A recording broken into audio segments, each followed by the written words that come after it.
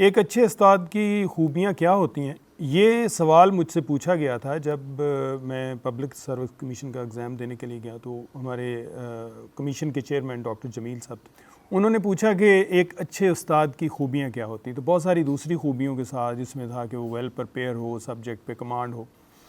میں نے ان سے یہ کہا کہ ایک اچھے استاد کی یہ بھی خوبی ہوتی ہے کہ وہ جب کلاس کے اندر جائے تو وہ اپنی اس کی لک بہتر ہو، وہ آئینہ دیکھ کے جائے، اس کے چہرے پہ کوئی دھاگا لگا ہوا، کہیں اس کا کالر اگر ٹیڑھا ہے یا کوئی چیز، تو وہ چونکہ کلاس کے اندر جا رہا ہوتا ہے، بہت سارے بچے ان کو دیکھ رہے ہوتے ہیں، تو جاتے جاتے بھی انہیں آئینہ دیکھ کے جانا چاہیے۔ اور یہ بات میں نے نہیں کی تھی، یہ ڈاکٹر مظفر احمد جو زولوجی ڈپارٹمنٹ کے چیئرمین تھے پنجاب یونیورسٹی میں، بہت لیجنڈری ٹیچر تھے، انہوں نے کہی تھی، تو میں نے انہیں کی بات کو کوٹ کیا تھا وہاں پر کہ یہ ہونا چاہیے۔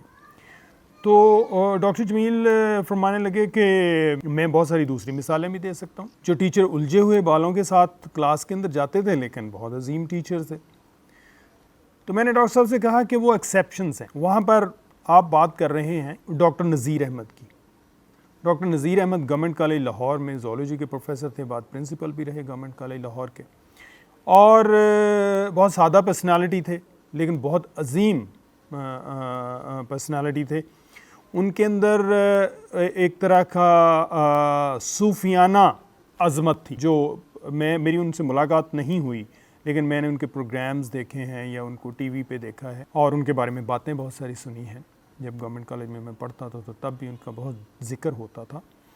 تو میں نے کہا کہ وہ لوگ ایکسیپشنز میں ہوتے ہیں، اور یہ جو میں نے بات کی ہے وہ کوئی خوبصورتی کی بات نہیں کی، میں نے صرف یہ کہا ہے کہ جب ٹیچر کلاس کے اندر جائے تو اس کے اندر کوئی ایسی کوئی چیز واضح طور پہ نہ ہو نارملی، جس پہ بچوں کی اٹریکشن اس طرف ہو جائے اور وہ پڑھائی کی طرف متوجہ نہ رہے۔ اب یہ ایک جنرل سی بات تھی،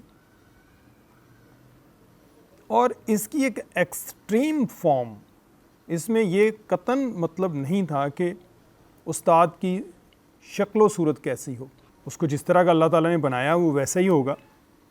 تو استاد تو وہ ہوتا ہے جس کے اندر علم اچھا ہے، جس کی کمیونیکیشن لیول اچھا ہے، اور جو بچوں کے ساتھ بہتر طریقے سے اپنے نالج کو شیئر کر سکتا ہے، ان کے لیے ایک رول ماڈل ہوتا ہے۔ لیکن ایک انتہائی افسوسناک نوٹیفیکیشن جاری ہوا ہے ایرانین گورنمنٹ کی طرف سے۔ یہ اس لیے کہ یہ عجیب دنیا ہنستی ہے ایسی باتوں کے اوپر، 21ویں صدی میں جو کچھ ہو رہا ہے۔ نوٹیفیکیشن یہ ہے کہ جو محکمہ تعلیم ہے ایران کا، اس نے یہ کہا ہے کہ بدصورت لوگ ایجوکیشن سسٹم میں آنے سے گریز کریں۔ انہوں نے کہا جی کہ اس سے کیا ہوتا ہے کہ جو بدصورت لوگ ہیں وہ اپنے کمپلیکسز میں ہوتے ہیں، ایک تو ان کی بات یہ ہے۔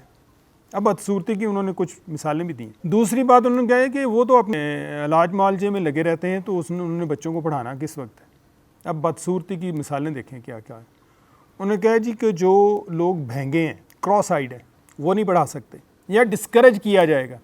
جن کے منہ پہ دانے ہیں، مہاسے ہیں، کیل ہیں، تل ہیں، یا کوئی زخم کا نشان ہے، وہ نہیں پڑھا سکتے۔ جن کو کوئی جگر کی بیماری ہے وہ نہیں پڑھا سکتے۔ جن کے پتے میں پتھریاں ہیں وہ نہیں پڑھا سکتے۔ انفرٹائل ویمنس، جن کو بانجھ پن ہے، وہ نہیں پڑھا سکتی۔ جن کے چہرے پہ بال ہیں وہ نہیں پڑھا سکتی۔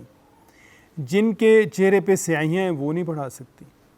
تو یہ بہت کلر بلائنڈ نہیں پڑھا سکتے۔ چلیں اس میں کچھ حد تک تو آپ کوئی جسٹیفائی کر سکتا ہے کہ جی اگر کسی نے ڈرائنگز یا پینٹنگز پڑھانی ہے تو اس میں تو ہو سکتا ہے کہ جی وہ کلرز کو پراپرلی چونکہ وہ نہیں دیکھ سکتے تو اس میں تو، لیکن اگر اس نے لٹریچر پڑھانا ہے، اگر اس نے فلسفی سائنس پڑھانی ہے تو اس میں کیا۔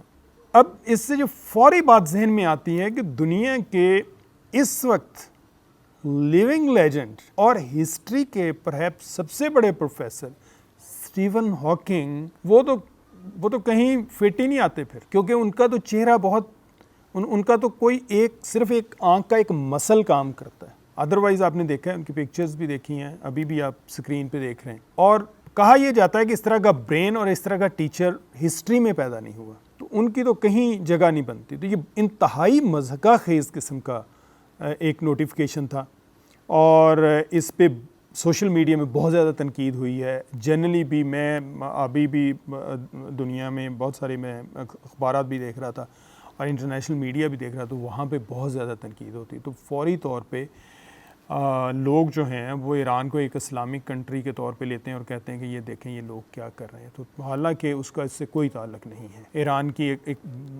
کوئی پالیسی میکرز کے اندر کچھ ایسا گروپ آ گیا ہوگا جنہوں نے اس بات کو جو ہے وہ نوٹیفائی کر دیا. ایرانین پریزیڈنٹ نے ایک ابھی سٹیٹمنٹ ان کے اسپوکس مین نے دی ہے کہ اس کو ہم انکوائر کر رہے ہیں اور یہ نوٹیفیکیشن کہاں سے آیا ہے اور اس میں کیا تبدیلیاں کی جا سکتی ہیں, کہ یہ فیک ہے, یہ اوریجنل ہے. اور اس پہ ڈپارٹمنٹ کی طرف سے کوئی